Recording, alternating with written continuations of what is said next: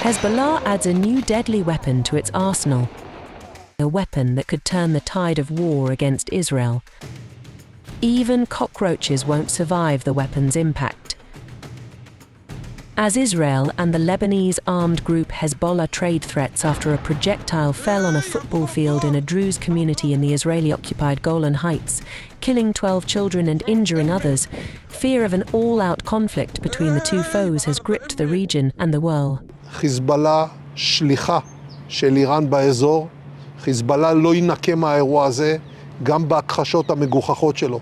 הוא ירה את הירי, הוא יישא במחיר, והוא ישלם מחיר כבד על פעולותיו. Amid the concerns of a wider regional war, Hezbollah, along with other Middle Eastern armed groups that are part of the Iran-led axis of resistance, have received a consignment of weapons from Iran, as per regional media. The weapons haul includes electromagnetic ordnance, as per a report by the Kuwaiti newspaper Al Jarida.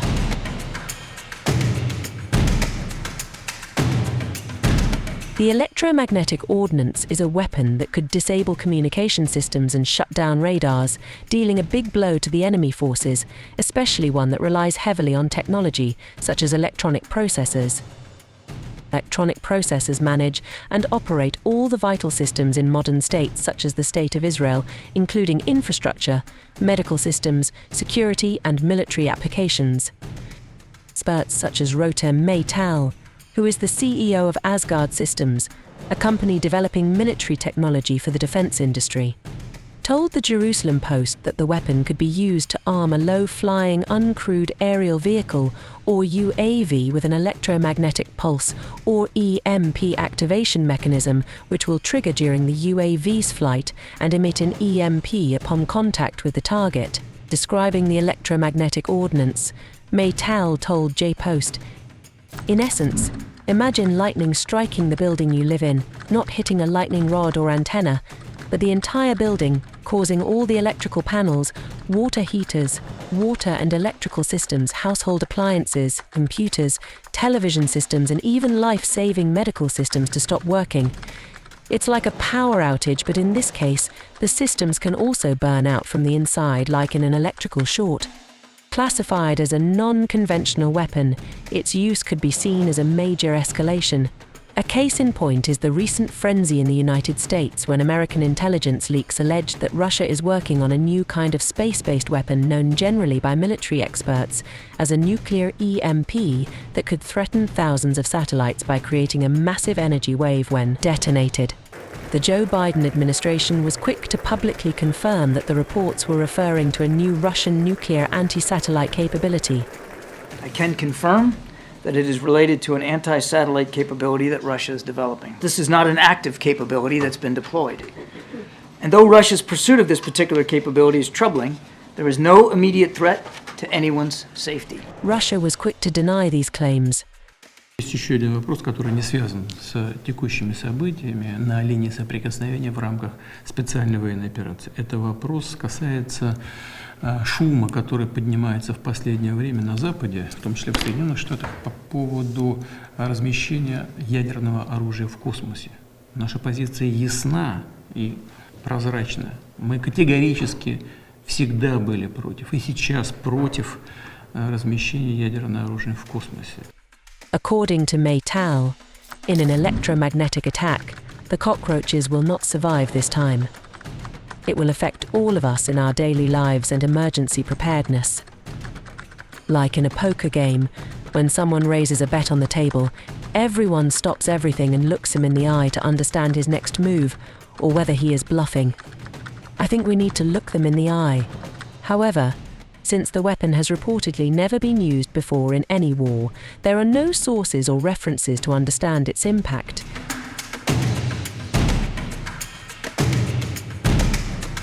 Iran, as per Kuwaiti newspaper Al Jarida, may be seeking to supply Hezbollah with new types of weapons that the armed group could use to target Israel's energy grid, in case of an all-out war with Tel Aviv, which is being militarily backed by the US. According to the report based on a source on the Quds force of Iran's Islamic Revolutionary Guards Corps, Iran has rushed to supply Hezbollah with electromagnetic bombs that can paralyze communications and disable radars as the risk of the border confrontation with Israel turning into a full-scale war grows. Hezbollah already possesses bombs and missiles carrying explosive electromagnetic warheads, as the Revolutionary Guards successfully delivered these qualitative weapons to it a few days ago. Israel has already accused Hezbollah of perpetrating the attack on occupied Golan Heights with an Iranian-made Falak 1 rocket. Earlier, Tehran warned Israel against full-scale military aggression in Lebanon and said it would lead to an obliterating war.